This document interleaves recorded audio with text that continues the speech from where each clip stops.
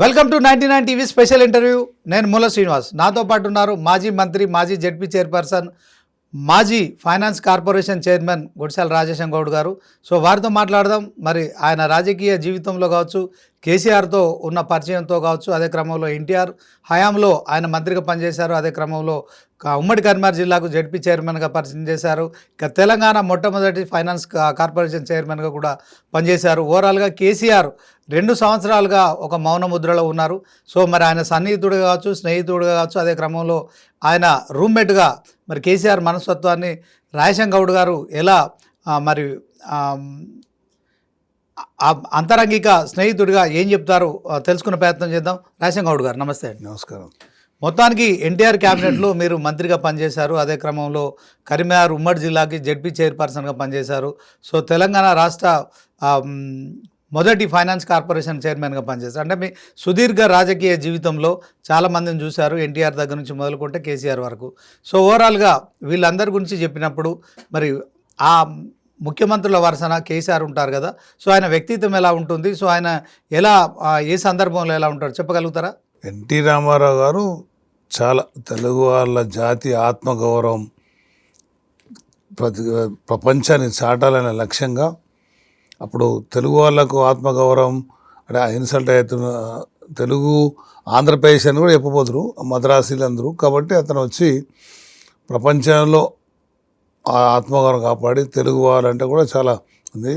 రామునిగా కృష్ణునిగా ఆయన చేసి సమాజంలో బడుగు వర్గాలు కానీ వీకర్ సెక్షన్ కానీ బాగా సేవ చేయాలని, పేదవాళ్ళకు బాగా సహాయం చేయాలనే లక్ష్యంగా రావడం జరిగింది. దానిలో భాగంగానే మేమంతా వీకర్ సెక్షన్స్ వచ్చినా మా లాంటి చదువుకున్న వాళ్ళని పికప్ చేసి తీసుకొచ్చిండు. ఆయన ఒక మాట చెప్పాలంటే వెనుకబడిన తరగతుల వాళ్లకు నిజంగానే ఒక మంచి అవకాశం కల్పించిన ఎస్సీస్ కానీ ఎవరు కానీ చదువుకున్న వాళ్లకు, ఉన్నత వర్గాలు కూడా చాలా పేదవాళ్ళు ఉంటే వాళ్ళకు కూడా ఒక మంచి స్థాయి కల్పించిన, అంటే రాజకీయం అంటే తెలియని వాళ్ళకు కానీ లేకపోతే ఏమాత్రం పదవులలో మేము ఈ స్థితికి వస్తామని ఊహించిన వాళ్ళకు పదవులు కల్పించిన ఘనత ఎన్టీ రామారావు దక్కుతుంది, అందులో లేదు. ఆయన ఒక వైట్ పేపర్ ఆ పోర్ట్ఫోలియో ఇచ్చినా ఏమిచ్చినా మంచి సేవ చేసి నిజాయితీగా చేయాలనే లక్ష్యం కలిగిన ఎన్టీ రామారావు గారు ఇప్పుడు కూడా వీకర్ సెక్షన్స్లో అది బీసీస్లో బాగా చేయగలుగుతున్నాడు అంటే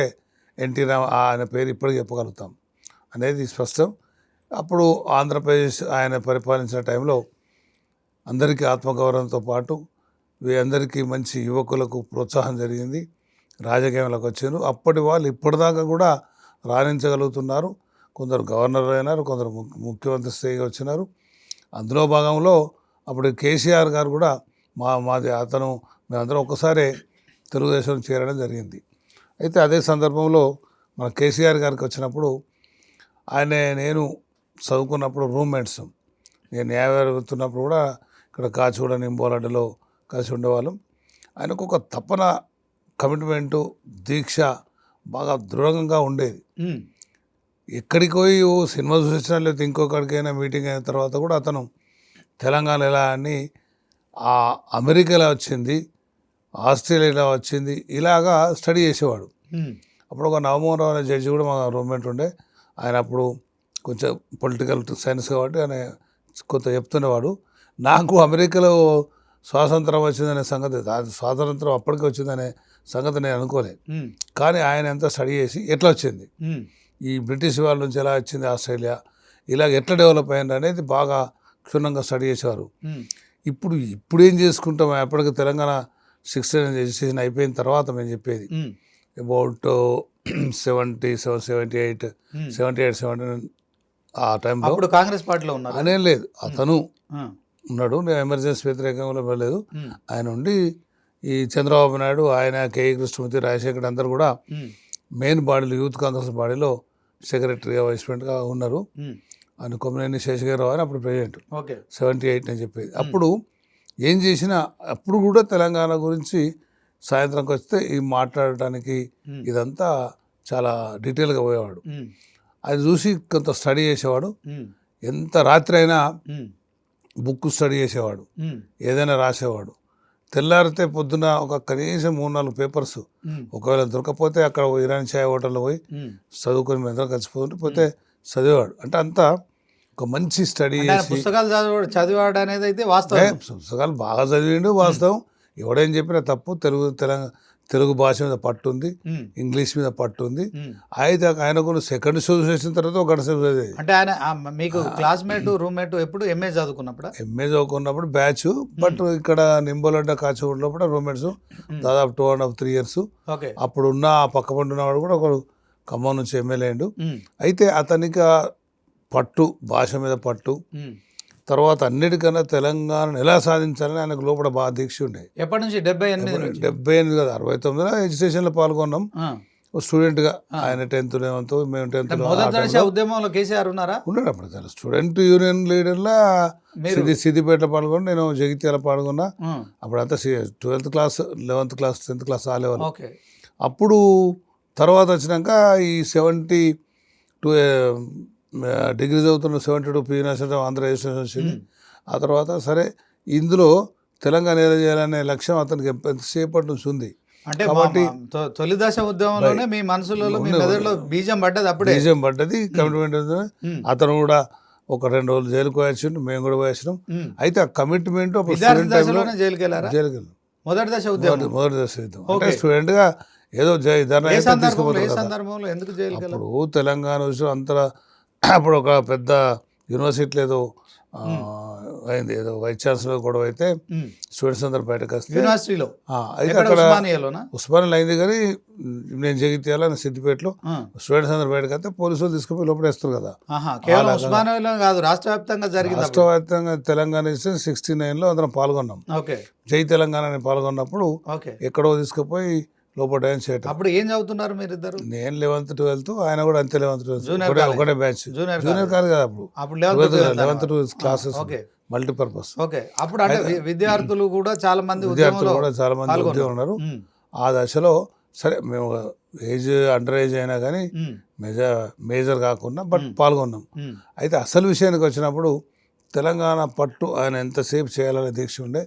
ఈ దీక్షనే ఆయనను పురికొల్పింది. తర్వాత అప్పుడు ఎక్కడున్నా కానీ తెలంగాణ కోసం చేయాలన్న దానిలో ఆయన అంతా స్టడీ చేసుకుంటూ వచ్చిన పుస్తకాలు చదివినా, లేదా స్వాతంత్రం, నైజాం వ్యతిరేక పోరాటం ఎట్లా వచ్చింది, కమ్యూనిస్టు పోరాటం ఎట్లా వచ్చింది, రైతాంగ సాయుధ రైతాంగం, ఇవన్నీ చూసేవాడు. కాబట్టి దానిలో చరిత్ర ఎప్పుడు డిస్కస్ చేసేవాడు, చూసేవాడు. ఆ రకంగా వచ్చినప్పుడు తెలంగాణ ఆంధ్రప్రదేశ్లో తెలుగుదేశం ఎన్టీఆర్ వచ్చినప్పుడు కొంత సమంగా చూసినమాట వాస్తవం. చంద్రబాబు వచ్చిన తర్వాత క్యాబినెట్ లో మీరు మంత్రిగా ఉన్నారు. నేను మంత్రిగా ఉండి ఆయన కేసీఆర్ గారు ఆయనకు స్పెషల్ రిప్రజెంటేటివ్. అప్పుడు డ్రాట్ కరువు వచ్చింది. అప్పుడు స్పెషల్ ఆయనను జనార్దన్ రెడ్డి అని ఏమైనారు ఇలా వాళ్ళకు స్పెషల్ రిప్రజెంటేటివ్స్ ఇచ్చిండు. ఇచ్చినాక సరే ఎన్టీ రావు చనిపోయిన తర్వాత చంద్రబాబు నాయుడుకు వచ్చినప్పుడు నాగం జనార్దన్ రెడ్డి ఈయనే స్పెషల్ రిప్రజెంటేటివ్, ఇంకొక 2 3 ఎవరు ఇచ్చారు. అయితే అప్పుడు చంద్రబాబు నాయుడు ఎన్టీ రావు చనిపోయిన చంద్రబాబు వచ్చినప్పుడు చంద్రబాబు తర్వాత మంచి క్యాబినెట్ మినిస్టర్గా, ట్రాన్స్పోర్ట్ మినిస్టర్గా జరిగింది. అయితే అప్పుడు కూడా చంద్రబాబు అవకాశం ఇచ్చినప్పుడు అతను అప్పుడు కూడా మంత్రి ఉన్న తర్వాత డిప్యూటీ స్పీకర్ అయినా ఈ కరెంటు కష్టాలు, ఈ బషీర్బాగ్లో జరిగిన కాల్పులు కానీ ఆయన అంతకుముందే చెప్పేది గంటల తరబడి ఇది కరెక్ట్ కాదు, చాలా కష్టమవుతుంది, రైతులకు కష్టమవుతుంది, కరెంటును మనం ఇవ్వలేకపోతాం, తెలంగాణ అన్యాయం జరుగుతుంది, తెలంగాణలో సాగునీరు లేదు, తాగునీరు లేదు, ఉద్యోగాలకు నష్టమవుతుంది.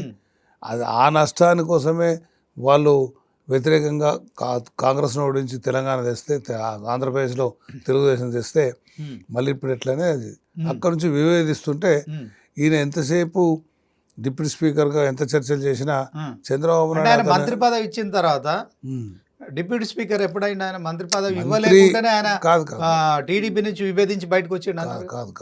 జరిగిందంటే 96లో ఎన్టీ రామారావును అతను చంద్రబాబు నాయుడు ఏదైతే తోసేసి ముఖ్యమంత్రి అయిండో అప్పుడు ఈయనకు రాష్ట్ర రవాణా శాఖ మంత్రికి ఇచ్చిండు. ఇచ్చిన తర్వాత బాగానే జరుగుతున్నప్పుడు కూడా ఈయన క్యాబినెట్లో కానీ ఎక్కడ కానీ ఈ తెలంగాణ జరిగే అన్యాయాల మీద అన్నప్పుడు ఆయన కొంచెం రుచించదు. తర్వాత నెక్స్ట్ ఎలక్షన్ వచ్చింది. అప్పుడు సరే లక్కలీ 99 అనుకుంటా అప్పుడు గెలిచిన తర్వాత ఈయనకి ఇవ్వకుండా డిప్యూటీ స్పీకర్ ఇచ్చిన తర్వాత మంత్రి పదవి ఇవ్వకుండా డిప్యూటీ స్పీకర్ కొద్ది పదవి రోజులు ఇచ్చారు. పెరిగింది. ఎవరికి ఇచ్చినప్పుడు విజయరామారావును ఉమ్, ఆయన ఐజీపీ డీజీపీ అని ఏదో పోలీస్ అని ఉమ్, సిబిఐలో చేసిండనే 7 లక్షలు పెట్టి ఇచ్చిండు. ఉమ్, ఈయనకు తప్పించడం పెద్ద తప్పు చేసిండు. ఎందుకంటే ఈయన పొలిటీషియన్, ఉమ్. స్వయంగా పోరాట యోధుడు. ఎందుకు మంచి కేసీఆర్ నాయకుడు. మీద చంద్రబాబు నాయుడు మరి మొదటిసారి మంత్రి పదవి ఇచ్చి ఆ తర్వాత డిప్యూటీ స్పీకర్ పదవి ఇవ్వడంలో ఆంతర్యం ఏంటి? ఆయన కన్నా తెలివికల్లోడు కదా కేసీఆర్. చంద్రబాబు కంటే కేసీఆర్ తెలుగు డెఫినెట్గా కేసీఆర్ వెరీ యాక్టివ్. ఇప్పుడు ఆయనే అప్ అండ్ డౌన్స్లో చూసినా ఆయన కన్నా మించి ఎవరు రావద్దని చూసేది చంద్రబాబు నాయుడు. అయితే ఈయన అప్పటికి చంద్రబాబు నాయుడుతో సహకరించుకుంటూ వచ్చిన ఈ తెలంగాణ ఇష్యూస్లో విభేదిస్తుండు. ఏరియాలల్లో ఏ మహబూబ్నగర్, ఏ ఆదిలాబాద్ ఇవన్నీ మెదకు వెనుకబడుతున్నాయని చెప్పేది. తర్వాత ఎలక్ట్రిసిటీ ప్రాబ్లమ్స్ చెప్పేది. డ్రాట్ వచ్చినప్పుడు జరుగుతుంది, వరదలు వచ్చినప్పుడు ఎక్కువ డబ్బులు ఇస్తున్నారు, డ్రాట్ వచ్చినప్పుడు ఇక్కడ ఇస్తలేరు. ఈ రకమైన భేదాలు ఆయన బయట కాకుండా లోపల అయినకపోయి ఎప్పుడున్నది. ఈ విజయరామారావు కొత్తగా డీజీపీ ఏమాత్రం సిబిఐ చేసిన కొత్తగా చౌకలు ఐపీఎస్ నాకు క్యాబినెట్లో పెద్దగా ఉన్నారు అనుకుని ఈయనకు తప్పిసి ఇచ్చిండు. అదే ఆయన చేసిన బ్లండర్ మిస్టేక్ చంద్రబాబు నాయుడు. విజయరామారావుకి ఇచ్చే క్రమంలో కేసీఆర్ ఆయనకు డిప్యూటీ స్పీకర్ ఇచ్చినా ఏ స్పీకర్ ఇచ్చినా అదేం కాకపోతుండే. ఈయనకు మంత్రి తప్పించడం పెద్ద తప్పు. ఆయన చంద్రబాబు నాయుడు చేసిన తప్ప ఎంత పెద్ద మేధావైనా బ్లండర్ మిస్టేక్ చేసింది అక్కడ. రాజకీయంగా బాధించారు కేసీఆర్. మరి ఇక నేను ఎట్లాగూ పోరాటం చేయాలనుకున్నప్పుడు నేను డిప్యూటీ స్పీకర్ ఏంటి తెలంగాణ కోసం త్యాగం చేద్దామని చాలా మందితో చర్చలు చేసి అప్పుడున్న తెలుగుదేశంలో ఉన్న గోపాలకృష్ణ కానీ చాలా మందితోని చర్చలు చేసి ఆయన ఈ ఉద్యమానికి నాంది పలికిండు. అందుకోసమని నేనే ఫస్ట్ ఉద్యమం తీసుకోవడానికి ఒక బషీర్బాగు రైతుల మీద Basheerbagh one of the reason. మళ్ళీ అప్పటికి ఏ ప్రాజెక్టులు పెట్టినా చంద్రబాబు నాయుడు ఆంధ్ర ప్రాంతంలో పెడుతున్నాడు. అది పోలవరం అన్నాడు, ఇది అన్నాడు, అదంతా చేసుకుంటాడు. అయితే తెలుగు గంగ వచ్చింది అప్పటికి ఎన్టీఆర్. అయితే రాయలసీమ నుంచి ఎక్కడికో మద్రాసుకు నీళ్లు నిజంగా లేవు కాబట్టి అప్పుడు ఒప్పుకున్నారు. ఇప్పుడు ఉన్న నీళ్ళని తీసుకుపోయి ఇక్కడి నుంచి నీళ్లు పారితే ఇక్కడ లేకుండా అక్కడ తీసుకుపోతుండే దానిలో అందరికీ ఇక బాగా రగులుతుంది. నైజాం వ్యతిరేకంగా పోరాటం చేసిన వాళ్ళు, కమ్యూనిస్టు రైతాంగం చేసిన వాళ్ళు కాబట్టి తెలంగాణ ప్రజలు ఎంతవరకు కొంతవరకు ఓపిక పట్టారు. ఇక అంత ఓపిక పట్టలేప్పుడు అప్పుడు దీన్ని క్యాచ్ చేసుకొని తెలంగాణ సాధించాలనే పట్టు కేసీఆర్కు చాలా ఉంది. కాబట్టి దాని ఉద్యమం పెట్టి అంత ప్లానింగ్ చేసి అని ఒక్కరోజు తీసుకునే నిర్ణయం కాదు. స్టూడెంట్ అప్పటి నుంచి ఆలోచించిన సమయస్ఫూర్తి చేసిన ఎన్నో రకాలు చూసి చంద్రబాబు టైంలో కూడా అతనితో మంచిగా చేయించాలనుకుంటే ఈ తెలంగాణ ప్రాంతానికి జరుగుతలేదు అనేది ఆయన తెలుసుకొని తెలంగాణ వాదం ఉంది, అవకాశం ఎప్పుడు దొరుకుతుందా అని కేసీఆర్ వెయిట్ చేశాడు. అదే క్రమంలో చంద్రబాబు ఆయనకు డిప్యూటీ స్పీకర్ పదవి ఇవ్వడము, తర్వాత తెలంగాణలో కరెంటు ఛార్జీలు పెంచడం, రైతుల మీద కాల్పులు జరపడంతో ఇంకా ఇది ఇక కుదరదు. రైతుల విషయంలో మోటార్లతో నడిచే వ్యవస్థ అప్పుడు వ్యవసాయం అంతే కదా. ఆ మోటార్లకు కూడా కరెంటు కనెక్షన్ ఏమంటే ఇవ్వలే. అప్పటికి కరెంటు ప్రాబ్లం ఉంది. ఈయన మాట చెప్పినట్టు విన్నట్టుంటే అంటే ఇతను చాలా మంచి విషయం చెప్పిండు.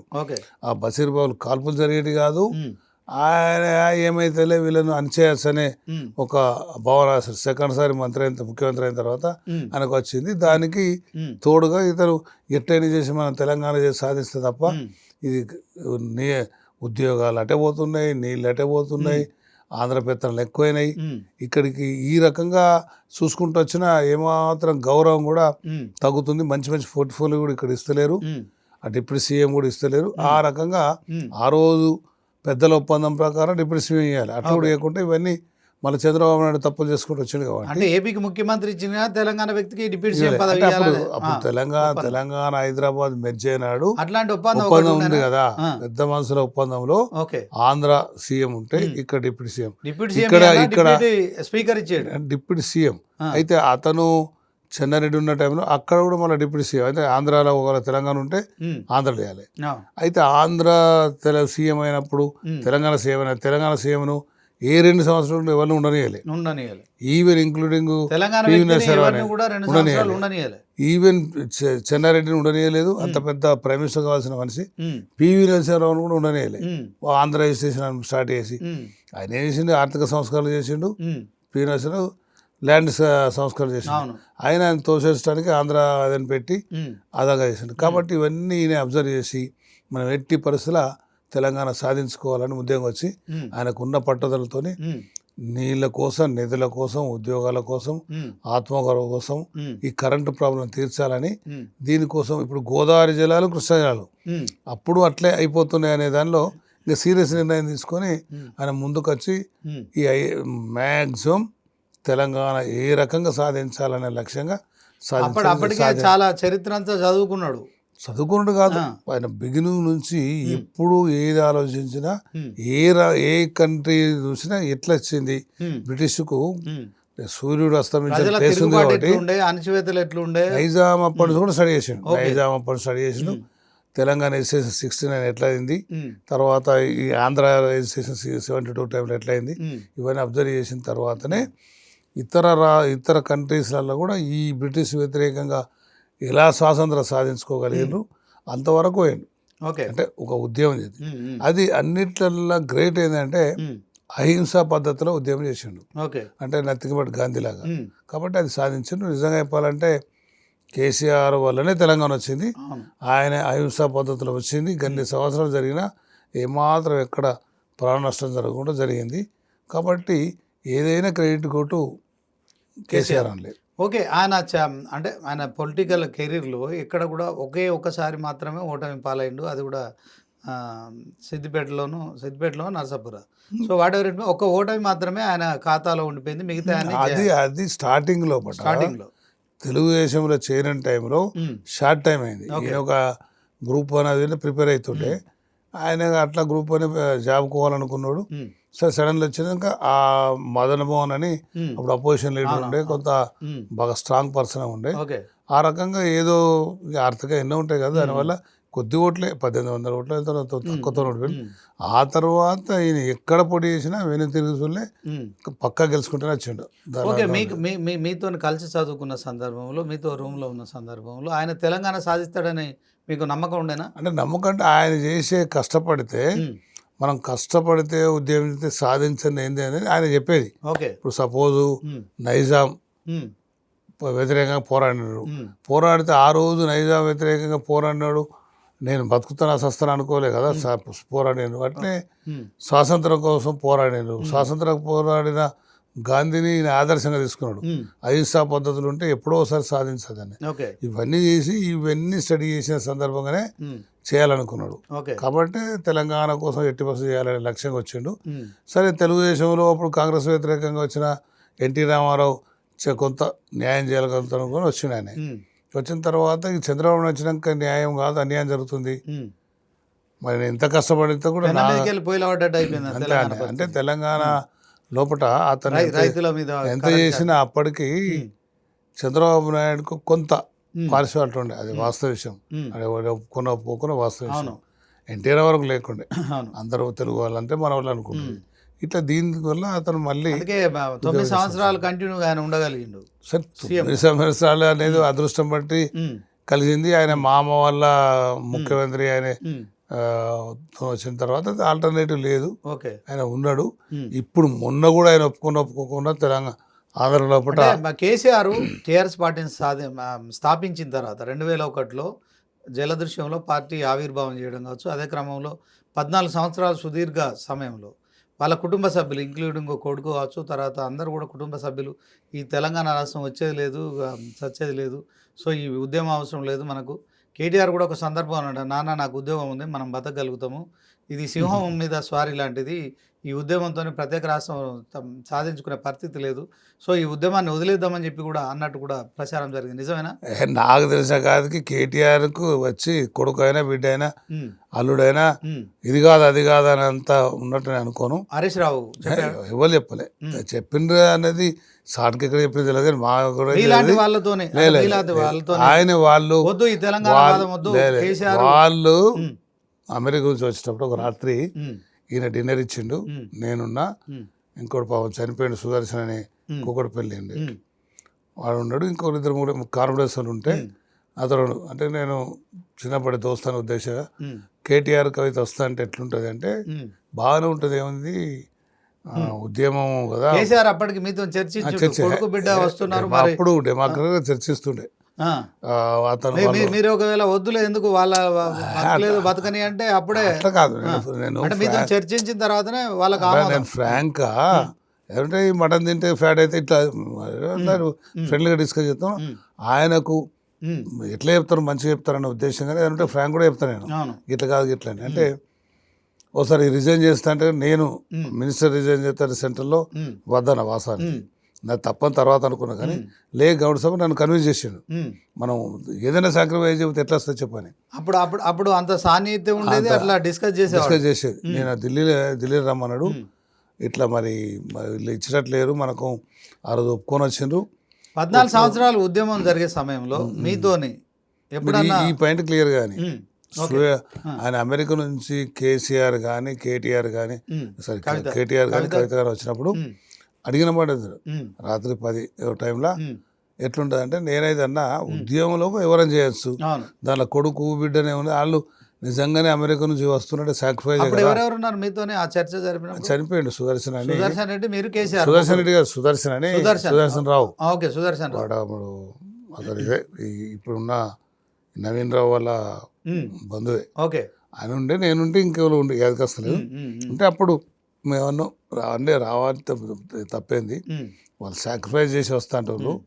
ఇక మరి త్యాగం చేసి వచ్చినప్పుడు అందరు ఉంటేనే కదా, ప్రతి ఒక్కరి ఉద్యోగాలు చూసుకుపోవాలంటే ఎన్నో విషయాలు ఉంటాయి కదా.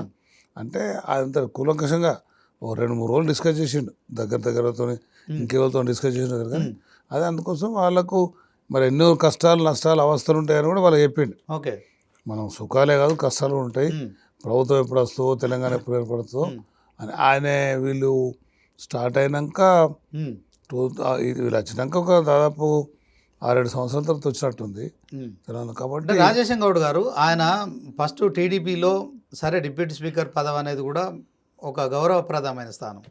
సో ఈయన ఒక తెలంగాణ వాదాన్ని వినిపించడం కోసం అంత పెద్ద నిర్ణయం తీసుకోవడానికి అంత ధైర్యం ఎక్కడిది, ఆయన ఎందుకు అంత సాహసం చేశాడు? ఆ సాహసం తీసుకున్నప్పుడు, ఆ రిజైన్ చేసినప్పుడు ఆయన ఒక్కడే కదా. సో దాంట్లో ఆయనకు అంత ధైర్యం ఎట్లొచ్చింది? అంటే ఆయన ఒక్కరోజు తీసుకున్నది కాదు అది. ఆయన మంత్రి అయినా కానీ తెలంగాణ ఇప్పుడు ఆయన ఫ్రాంక్గా చెప్పేది, ధైర్యంగా చెప్పేది చంద్రబాబు నాయుడుకు, తెలంగాణలో కూడా కరెంటు బావులతో తప్పు కాదు, వాళ్ళకు పంటలకి ఇవి లేవు, వాళ్ళ వారి బ్యాంకు లోన్లు కట్టలేక రైతులు ఆత్మహత్యలు చేసుకునే, అయితే వరల్డ్ బ్యాంక్ నీటి కష్టాలు, కరెంటు కోతలు ఇవన్నీ ఉన్నాయి. అవన్నీ చెప్పినే కాక మీరు ఇట్లనే నీళ్లు పోతున్నాయి, ఎక్కడ ప్రాజెక్టులు ఇస్తారు, మీరు ఇట్లా ఇస్తారంటే ఈయన మాటని చెక్ డ్యామ్స్ ఇచ్చిండు. ఓకే, చెక్ డ్యామ్స్ బాగా తక్కువ కదా, తక్కువ ఖర్చుతున్నది. ఇప్పుడు మెదక్ జిల్లాలో కూడా ఇది మనం పోతున్నాం, సంగారెడ్డి సిద్దిపేట ఏరియాలో చాలా ఉంటాయి. అయితే ఆ చెక్ డ్యామ్స్ చిన్న చిన్న ఇష్యూస్ ఇస్తున్నాడు. కానీ అసలు కరెంటు కష్టాలు కూడా పోవాలంటే మీరు ఇట్లా తప్పనిసరి చేయాలంటే అది కూడా ఆయన వర్కౌట్ చేయలే. ఆయన చెప్పిన ప్రకారం వర్కౌట్ ఎంతసేపు అక్కడి ప్రాంతం చూసినట్టుగా ఈయన కనిపించింది. ఇది చాలా మంది తెలుగుదేశం మంత్రులు డిప్యూటీ స్పీకర్ పదవి ఇచ్చిన తర్వాత రాజీనామా చేసేటప్పుడు మీతో సంప్రదించిన, నేను రాజీనామా చేస్తున్నా, ఇంకా ఎమ్మెల్యే పదవికి పార్టీకి అన్ని రాజీనామా ఉద్యమం పెట్టబోతున్నా అని చెప్పాడు. అదే ఒక్కరోజు అన్నారా? ఇక్కడ ఖాన్ అనేటోడు ఇక్కడ తెలుగుదేశం ఆఫీస్ పక్కన ఇబ్రాహిం ఖాన్ అన్నాడు. వాళ్ళ ఇంట్లో చాలా అంటే దాదాపు 1 year దాకా ఏవేవో డిస్కస్ చేసిండు డిప్యూటీ స్పీకర్. ఎందరో తెలుగుదేశం ఉన్న మంత్రులు వచ్చిండు, ఎమ్మెల్యే వచ్చిండ్రు, వీళ్ళు వచ్చిండ్రు, చాలా మంది వచ్చిండ్రు, చాలా మందితో మాట్లాడి అందరి రకం ఉంటే చాలా మంది వస్తారు. చంద్రబాబు రాజీనామా చేసిన తర్వాత వద్దని వారించలేదా? ఏది ఎప్పుడు రాజీనామా? డిప్యూటీ స్పీకర్ గా ఆయనకు సుద్దాల దేవయ్యను సంప్రదాయాలు పంపిండు. పంపితే సుద్దాల దేవయ్య పోతే ఆయన అట్లా కాదు ఇట్లా కాదు, ఆయన ఏమంటుండు, నేను మళ్ళీ చేస్తా ఇది చేస్తా అట్లా కాదు, ఆయన పదవి కోసం అంటలేడు, మంత్రి పదవి కోసం అంటలేదు. ఇప్పుడు ఏమంటున్నాడంటే ఇప్పుడు ఎలక్ట్రిసిటీ ప్రాబ్లం ఉంది, ఈ ప్రాబ్లమ్స్ ఉన్నాయి, నీళ్ళ ప్రాబ్లమ్స్ ఉన్నాయి, తెలంగాణ డెవలప్మెంట్ కోసం తెలంగాణ కోసం కొన్ని రకాల డిమాండ్స్ పెడుతున్నాం, ఇది ఒప్పుకోమనండి, నేను విడ్రా అవుతున్నాడు. అప్పుడు దేవేంద్ర గౌడ్ కూడా ఉన్నాడు, దేవయ్య పోయి డిస్కస్ చేసినప్పుడు, సుద్దాల దేవయ్య మాజీ మంత్రి మంత్రి ఉండే, దేవేంద్ర గౌడ్ పిలిపించిండు. అయితే అప్పుడు దేవయ్య చెప్పేటప్పుడు దేవేంద్ర గౌడ్ కొంచెం అడ్డుపడుతుండే, ఎందుకంటే ఆయనకన్నా సీనియర్ మంత్రి ఏదని చనిపోయిన ముత్తేవరెడ్డి ఈయనేమో ప్రాక్టికల్ చెప్తున్నాడు. వాళ్ళు పదవుల కోసం అనుకుంటున్నారు. అట్లా కాదు. ఆఖరికి ఒక స్టేజ్ ఏమైందంటే మంత్రి పదవి కాదు, నేను తెలంగాణ డెవలప్మెంట్లో ఇన్ని డెవలప్మెంట్ చేస్తా అంటే, ఈ రకంగా కరెంటు ఇవన్నీ తీరుస్తా అంటే అంటే ఆయన ముంగట ఇప్పుడు దేవయ్య ఉన్నాడు కదా, అతను ముంగట ఒప్పుకున్నాడు వేసి చంద్రబాబు నాయుడు. మళ్ళీ దేవేంద్ర గౌడ వాళ్ళు చెప్పిన తర్వాత అదేండు. ఆ దేవేంద్ర గౌడ ఎంతసేపు నేను పైకి రావాలి, అప్పటి నుంచే తెలంగాణ ప్రాంతం కోసం, తెలంగాణ రైతుల కోసము ప్రతిపాదనలు పెట్టింది తప్ప పదవుల కోసం ఆయన ఇది రాజీనామా కాదు. అదే అందరూ అనుకున్నారు. డిప్యూటీ స్పీకర్ తర్వాత ఆయన మంత్రి ఇవ్వకపోవడం అనేది చంద్రబాబు నాయుడు చేసిన పొరపాటు. ఓకే, సరే మంత్రి కావాలని ఎవరికైనా ఉంటుంది, అది వేరు. డిప్యూటీ స్పీకర్ ఇచ్చిన తర్వాత ఒక స్టేజ్లో ఇంకా మంత్రి కాదు, ఈ బషీర్బాగ్ తర్వాత ఇవన్నీ జరిగిన తర్వాత అన్యాయం జరుగుతుంది, నేను మంత్రి పదవి కోసమే చెన్నారెడ్డి లాగా నేను మళ్ళా అది అయితే ఉంటుంది, ఈ డిమాండ్లు ఏమనండి అంటే దేవయ్య మాట్లాడాడు. ఆయన చంద్రబాబు ఒక స్టేజ్ ఒప్పుకున్నాడు. ఆ దేవేంద్ర కూడా చేదో చెప్పగానే ఆయన అటువంటి ముత్తిరెడ్డి అప్పుడు ముత్తిరెడ్డి కేసీఆర్ కూడా ఒకప్పుడు వస్తుంది, కానీ ఆయన ఎందుకో వీళ్ళు పోతే నాకు పదవులు వస్తాను బాపుతోడు కాబట్టి అలా దూరం చేశాను. లేకపోతే ఆ రోజు ముత్తిరెడ్డి లేకపోతే ఆ రోజు ఒక స్టేజ్లో చంద్రబాబు ఒప్పుకున్నాడు, చర్చలు సఫలమైన అనుకున్నాడు, ఒప్పుకున్నాడు. అంటే ఒక స్టైల్లో చంద్రబాబు నాయుడు కాంప్రమైజ్ టైపే, కానీ వీడియో కూడా వచ్చేకిచ్చేవాకల్లా ఇక అప్పుడు ఉంటుంది పవర్ ల్యా ఏమైతే అనుకుంటారు కదా, అట్లా ఏమైతే ఆయనతో మనం ఉన్నాం కదా. ఆయన ఇన్ఛార్జ్ ఉండేది దేవేంద్ర గౌడ్, మెదక్ జిల్లాకి ఇన్ఛార్జ్ ఉండేది. అక్కడ కూడా పెద్ద నష్టమైంది. అంటే మొదటి దశ ఉద్యమం జరిగినప్పటి నుంచి మీరు విద్యార్థి దశ నుంచే తెలంగాణ ఉద్యమంలో ఉన్నారు. సో అప్పుడు ఒక 369 మంది విద్యార్థులు వాళ్ళ బలిదానం జరిగిపోయింది. సో మరి మలి దశ ఉద్యమం తీసుకోవాలంటే నిజంగా చాలా పెద్ద ధైర్యం ఉండాలి, బాగా డబ్బాన్ని ఉండాలి. సో కేసీఆర్ అనే ఒక చిన్న ఫ్యామిలీ నుంచి వచ్చి, సరే రాజకీయంగా కొంత అప్పటికే ఆయన గుర్తింపు ఉంది, కానీ ఆ స్థాయిలో ఉద్యమం తీసుకోవాలనే ధైర్యము, అంటే మీతో సంప్రదింపులు జరిగిన తర్వాత 14 సంవత్సరాలు ఒక సుదీర్ఘ కాలం జరుగుతుందని కూడా ఎవరు ఎక్స్పెక్ట్ చేయలేదు. కానీ ఈ మొండి ధైర్యం ఎక్కడి నుంచి వచ్చింది ఆయన కేసీఆర్? అంటే మొదటి నుంచి బేసికల్గా స్టూడెంట్ నుంచే ఉంది. తెలంగాణ ఎడ్యుకేషన్ 69 అయినప్పుడు ఆయనకి ఎంతో 16 years ఉండవచ్చు. అప్పుడు తెలంగాణ సాధించుకోవాలి, అన్యాయం జరిగితే 360 మంది చనిపోడు, ఇదంతా అన్ని కమిట్మెంట్ ఉండి కొత్తగా వచ్చింది కాదు. ఈవెన్ తెలంగాణ తెలుగుదేశం వచ్చిన తర్వాత కూడా కాంగ్రెస్లో కూడా తెలంగాణ కోసం ఒక పట్టు అనే ఉన్నది, ఆయన కొత్తగా వచ్చింది ఏం కాదు. ఆ ధైర్యంగా ఉండి ఈ తెలంగాణ వచ్చినప్పుడు ఎట్లా అవుతుంది కష్టం అంటే కూడా ఈ ఇబ్రాహిం ఖాన్ ఇంట్లో జరిగింది, గోపాల్ రెడ్డి మా చనిపోయిండు అతను చిత్తూరు డిస్టిక్ అని, వాళ్ళ ఇంట్లో అక్కడిక్కడ ఎంతో వీళ్ళ ఇంట్లో కేసీఆర్ డిప్యూటీ స్పీకర్గా ఇప్పుడు డాక్టర్ వెంకటేశ్వర ఇంటి పక్కనే ఉంటాయి, అక్కడ నుంచి చాలాసార్లు పోతాం కదా. ఆ కమిట్మెంట్ వచ్చినాక చాలామంది వచ్చుడు ఒప్పుకున్నాడు, ధైర్యం లేకపోవడు. అప్పటికి ఒకసారి ఇందిరారెడ్డి స్టార్ట్ చేసిపోయింది, ఇవన్నీ ఉన్నాయి, ఏవైనా జరిగి అందరు స్టార్ట్ చేసి వెళ్ళిపోతే మనం అట్లా కాదు అని ఇంకా డిప్యూటీ స్పీకర్ కూడా మనం రిజైన్ చేయకపోతే నమ్మరు, ఎమ్మెల్యే కూడా రిజైన్ అంటే మరి ఎట్లా కష్టం అవుతుంది అంటే కష్టమైనా సరే ఫైట్ చేస్తే ప్రజలే చేసుకుంటారు, ప్రజలే ముందుకు వస్తారు, ప్రజలే 10 రూపాయలు చందా ఇస్తారు అనే ధైర్యంగా ఆయనకు ఎందుకో మొదటి నుంచి ఆ ధైర్యం ఉంది. ఓకే, ఆ ఫ్యూచర్ అయితే ఆయన కనిపించింది.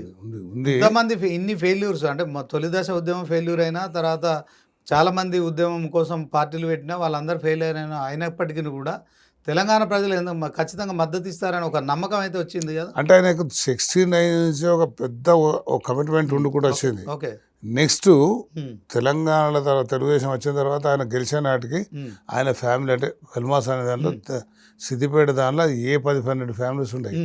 ప్రతి ఊరే నా ఫ్యామిలీ అనుకొని ఊరే వాళ్ళంతా నాకు ధైర్యాన్ని అందరినీ ఆ ఫైట్ మీద కరెంట్ తీసుకొచ్చడం, వాటర్ సప్లై తీసుకో, చెక్ డ్యామ్లు కట్టడం, ఏదైనా వాళ్ళందరినీ ప్రోగ్రామ్ చేసి ఊరికి గ్రామ పంచాయతీ కట్టాలన్నా అదంతా వాళ్ళతోనే శ్రమశక్తితో చేసి ఏ స్కీమ్ తెలుగుదేశం వచ్చినా కానీ ఈయన ఈ 14 సంవత్సరాలు ఉద్యమం జరిగిన సమయం అంతా మీరు కేసీఆర్తోనే ఉన్నారా? పూర్తి.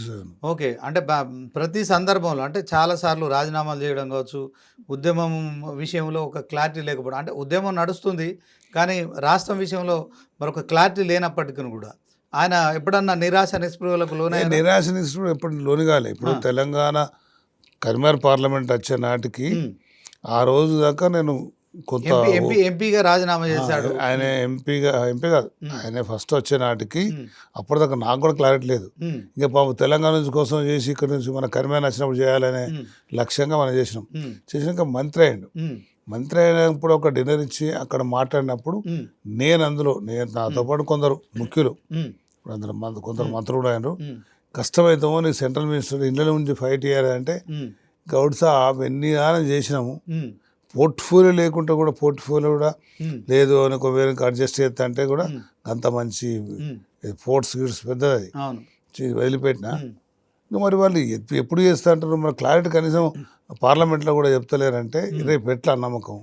కాబట్టి మనం పోవాల్సిందే బరాబర్ గెలుస్తామనే మొండిదారు. ఒక సెంట్రల్ మినిస్టర్ కూడా డిప్యూటీ స్పీకర్ వదిలిపెట్టే కాక సెంట్రల్ మినిస్టర్ కూడా వదిలిపెట్టడం మామూలేం కాదు. అంటే జనానికి సాక్రిఫైస్ కావాలి, ఆయనకు దృఢ నిశ్చయం ఉంది.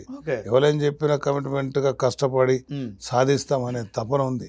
అదే ఆయనకు మళ్ళీ 2 లక్షల పైన మెజార్టీతో మళ్ళీ గెలిచిండు, అది అట్లే ఉద్యమం ముందుకేయండు. ఆ రకంగా సరే గవర్నమెంట్లో చేరినాడు కూడా నేను ఎట్లనే చేసి పార్లమెంటులో బిల్ పాస్ చేయించుకుంటానే ఉద్దేశం చేస్తే వాళ్ళు చేస్తారని వచ్చేసిండు. అది విషయం. ఎప్పుడైనా ఆయన ఓ పద్ధతి ప్లానింగ్ అంతా బాగా ఆలోచించి నిర్ణయం. అంటే ఆయన ఉద్యమ నాయకుడుగా నిజంగానే తెలంగాణ ప్రజల కోసం ఆలోచించిండు, తెలంగాణ రాష్ట్రం కోసం ఆలోచిండు. కేసీఆర్ ముఖ్యమంత్రి అయిన తర్వాత ఆయనలో మార్పు ఆయనలో మార్పు కనిపించిందని చెప్పి కూడా ఒక ప్రచారం ఉంది, నిజమేనా? అంటే ఫస్ట్ టర్మ్ లేదు, ఫస్ట్ 2014లో పార్టీ అధికారంలో 5 సంవత్సరాలు లేదు. ఆయన నిధుల కోసం నీళ్ళ కోసం ఏ రకంగా చేసి కాళేశ్వరం కట్టినా, కాళేశ్వరం కట్టుకుంటే ప్రజానేత చిన్న ఏదో అయితే రిపేరింగ్ ఇవ్వాల్సి ఉండే అది కట్టడం వల్ల, అది కాళేశ్వరం వల్ల మొత్తం తెలంగాణ మెజారిటీ జిల్లాలలో నీళ్లు ఉన్నాయి, వాటర్ వచ్చేది వాస్తవం. హైదరాబాద్ కూడా డ్రింకింగ్ వాటర్ ఒక స్టేజ్లో మార్చిలో నీళ్లు రాకపోతే హైదరాబాద్లో కాల్ చేసే పరిస్థితి వచ్చింది. అటువంటిప్పుడు ఆగమేఘల అప్పుడు జనార్దన్ రెడ్డి అని మా దగ్గర డిఆర్డిఏ చేసిన తర్వాత పబ్లిక్ సర్వీస్ ఆయనే మున్సిపల్ కమిషనర్, డైరెక్టర్ ఆఫ్ వాట్సాప్లో ఉండే ఆగమేఘలో తీసుకొచ్చారు. మెట్రో అతను రామేశ్వరం అనే గౌడ్ ఆయన కూడా పాపం రాత్రి పొద్దున నిద్రలే లేదు వాళ్ళకు, కనిమా తెలుసు కాబట్టి అక్కడంతా చేసుకొని తీసుకొచ్చిండ్రు, తాగిచ్చిండ్రు. వాస్తవంగా ఇప్పుడు మనకి ఇలా హైదరాబాదు మనకి ఏవి కనిపించే, ఏ యాదగిరి గుట్ట కనిపించినా లేకపోతే మన సిటీ కనిపించినా, హైదరాబాద్ మన సెక్రటరీ కనిపించినా ఒక కమిట్మెంట్ ఉండి చేసే వచ్చేట్లు డెవలప్మెంట్. ఇప్పుడు కరెంటు 24 గంటలు కరెంటు వేయగలిగిండు. ఇవన్నీ రోడ్స్ చూడండి ఏది చూసినా పర్ఫెక్ట్ ఉన్నాయి. అప్పుడు ఫస్ట్లో ఈ గడ్కర్ కూడా రోడ్స్ హైవేస్ అంత ఇచ్చి బాగానే చేశాను. అందరూ అంత డెవలప్మెంటు కేసీఆర్ చేసింది ఎవరు మర్చిపోయే వీల్లేదు. ఎలాంటి దాన్ని కూడా అంటే తెలంగాణ కోసము టీఆర్ఎస్ పార్టీని స్థాపించారు. అదే క్రమంలో తెలంగాణ ప్రజలంతా నిజంగా ఏ ఉద్యమం తీసుకున్నా కూడా సకల జనుల సమ్మె అయితే సాగరహారం అయితే ఇవన్నీ కూడా సక్సెస్ఫుల్గా చేసిన కేసీఆర్ అప్పటికి కూడా కేంద్రం నుంచి ప్రకటన రాకపోవడంతో ఆమరణ నిరాహార దీక్ష తీసుకోవడం అనేది అయితే సాహసం కదా ఆ ఏజ్లో ఆయనకి. దీనికి ఏదైనా సహజం. డిప్యూటీ స్పీకర్ వదిలిపెట్టడం సహజమే, మంత్రి సెంట్రల్ మినిస్టర్ సహజం. ఇది ప్రాణత్యాగం. అవును. అంటే ఇక ఎంత అంటే ఇక మొండి, మనం ఒక మాటలు చెప్పాలంటే నేను ఆయనకు కమిట్మెంట్ తీసుకుంటాడు, అడిగిండు సెంట్రల్ మినిస్టర్ అయితే ఎట్లా అంత అటువంటి పెద్ద పదవి ఎట్లా అంటే లే మనం చేయకపోతే ఎట్లుంటుంది అన్నాడు. అంటే అలాగా ఒక కమిట్మెంట్ తీసుకున్న తర్వాత అది పెద్దగా ప్రాణత్యాగం. ఎట్లయితే నా వల్ల ఇష్టడే మిగిలిపోతా, నా వల్ల తెలంగాణ వస్తుంది, లేదా కేసీఆర్ చచ్చుడు అనే అంత ధైర్యంగా నిజంగా ఎవరేం మాట్లాడినా ఆయన చచ్చుడో తెలంగాణ వచ్చుడో అనుకున్నాడు. దాంతో దీక్షతోనే కదా కేంద్రం దిగి వచ్చింది 100%. 9th డిసెంబర్ నాడు ఆర్ చిదంబరం ఆయనకు రిపోర్ట్స్ ఉన్నాయి. ఇంకొక 2-3 రోజులు ఒకవేళ మనం అనౌన్స్ చేయకపోతే మనం చెత్త ఎక్కడ కాకుండా అయిపోతాం, మనం ఒక ఇచ్చిన వాళ్ళు కావాలని. సరే సోనియా గాంధీ బర్త్డే అయినా లేకపోతే ఏదైనా ఓ నిర్ణయం తీసుకొని ఇచ్చిన మాట నిజం. వేరే వాళ్ళు ఏదో మాట్లాడుతుంటారు కానీ దాన్ని ఇచ్చిన తెలంగాణను ఆయన కాపాడడానికి కూడా తీవ్ర కృషి ఆ 10 సంవత్సరాలు చేసిన మొదటి తప్ప ఆయన బాగానే ఉన్నాడు. అప్పటి వరకు ఉద్యమ నాయకుడు తెలంగాణకు, తర్వాత తొలి ముఖ్యమంత్రి 5 సంవత్సరాలు బాగానే ఉన్నాడు. కానీ 18లో ముందస్తు ఎన్నికలు పోవడం కూడా ఇంకొక సాహసం చేశాడు ఆయన. అంటే సాహసం అంటే అట్లా అనుకోలే కదా. ఇప్పుడు మనకు కొంచెం ఓవర్ కాన్ఫిడెన్స్ వచ్చినప్పుడు ఆయన నలుగురు అప్పుడు కొద్దిగా కొందరు కలవడం కొద్దిగా తగ్గింది. అంటే ఎవరు చేసారు ఆయన కలవకుండా కొంత, కానీ ఇక అది స్కీమ్స్ తీసుకునే దాన్ని కాళేశ్వరం ఆగలేదు, ఇంకే ప్రాజెక్టులు ఆగలేదు, ఎక్కడ జిల్లాలో అయినా మంచి కలెక్టర్ ఆఫీసులు కట్టినా. ఆయన ముందస్తు ఎన్నికలకు ఎందుకు పోయిండు 2018లో? 8 నెలల సమయం అంటే ఆయనకు బహుశా ఈ పార్లమెంట్ ఎలక్షన్లో కొంచెం ఫ్రీ ఉంటే భారతదేశం తిరగచ్చు అనేది ఒక అభిప్రాయం ఉంటుందని నేను అనుకుంటున్నా. అంటే బీఆర్ఎస్ పార్టీ పెట్టాలనే ఆలోచన ఆయనకు 2018 ముందే వచ్చింది. పద్ధతి ముందు వచ్చిందే కాదు కానీ అయితే ఆ సెకండ్ 2018లో గెలిచిన తర్వాత సరే మనకు మన స్కీమ్సే భారతదేశంలో పాటిస్తున్నారు కాబట్టి ఆ స్కీమ్స్ చేయాలంటే మనం కేంద్రంలో కూడా మనం బలంగా ఉంటే అవుతుంది అనే లక్ష్యం పెట్టుకొని ఇంకా ఆ పార్లమెంటు ఇంకో 6 నెలల ముందు తిరగడానికి అవకాశం ఉందని జరిగింది. అట్లా పోయినట్టుండ్రు పోవడం వల్ల అది సక్సెస్ అంటే కదా ఎన్నో ఉంటాయి కదా. మొదటిసారి 63 సీట్లు, రెండోసారి 88 సీట్లు. సెకండ్ పార్లమెంటు 6 నెలల ముందు ఎలక్షన్లకు పోవటం వల్ల తిరగాలనేది సరే 2018 సక్సెస్ అయింది కానీ 2022-23 వచ్చేవాకల్లా కాలేకపోయింది. ఎందుకంటే ముందు అప్పుడు చేసిన రిజల్ట్ ప్రకారం ఇక్కడ వస్తే ఇక వాళ్ళు ఎదుటోళ్ళు పాలిటిక్స్లో కొంచెం అంత ఎత్తుకు వేస్తారు కదా. అంటే టీఆర్ఎస్ పార్టీ బీఆర్ఎస్ పార్టీ అయిన తర్వాత అంటే తెలంగాణ ప్రజలు ఇక తెలంగాణ ఇంటి పార్టీ అని అప్పటి వరకు అనుకున్న వాళ్ళు బీఆర్ఎస్ పార్టీ అయింది కనుక అది భారత రాష్ట్ర సమితి అయింది కనుక సో ఇక తెలంగాణకు కేసీఆర్ అవసరం లేదని అనుకున్నారని అనుకోవచ్చా? అట్లేం కాదు కానీ అది ఆయనకు అనుకున్నది వేరు. ఆ దగ్గర ఉన్న వాళ్ళందరూ ఎట్లా చేయాలని అంత చేయలేకపోయింది.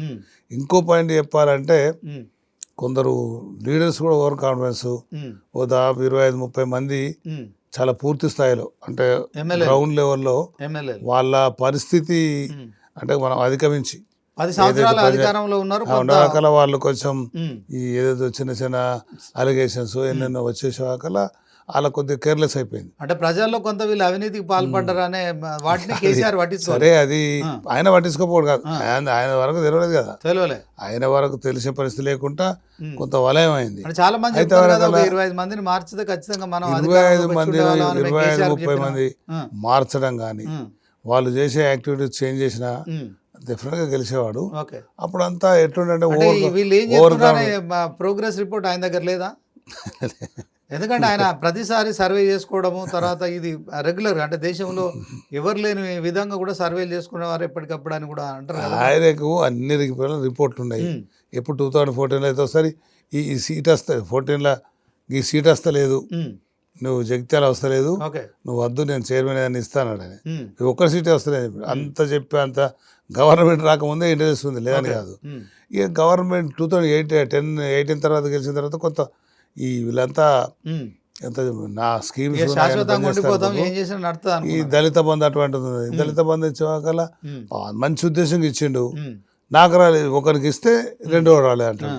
సహజంగా ఎట్లుంటుంది అంటే ఊరికి 10 మంది ఇస్తాం లేదు. ఇప్పుడు మనకు రైతు బంధు ఇచ్చినాయి, మంచి మంచి ఇచ్చే స్కీమ్స్ అన్నీ ఈ లీడర్ సోకాళ్ళు లీడర్ అనేటోళ్ళు గ్రామ స్థాయికి చెప్పేటోళ్ళు ఎమ్మెల్యేస్ కావచ్చు, కింది స్థాయి కావచ్చు, మండలపేట జడ్పీటీసీ కానీ ఆ స్థాయి పోయి చెప్పడం జరగలేదు.